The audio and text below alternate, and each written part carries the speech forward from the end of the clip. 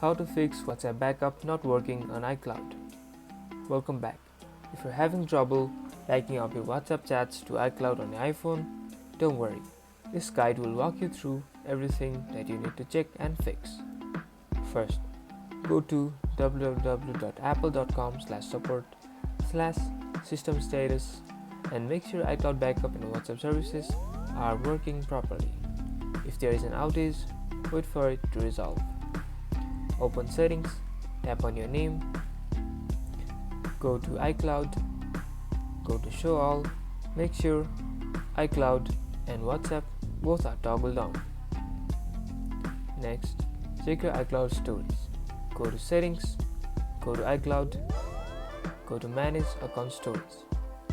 If you're running out of space, delete all backups or upgrade your storage. Ensure you're connected to the strong Wi-Fi. iCloud backup won't work on mobile data unless you enable it under iCloud settings. Open WhatsApp, go to Settings, go to Chats, go to Chat Backup, and click Backup Now. If that fails, restart your iPhone and try again. And that's it. With these steps, your iCloud backup should work smoothly again. Don't forget to smash that like button and subscribe for more videos like this.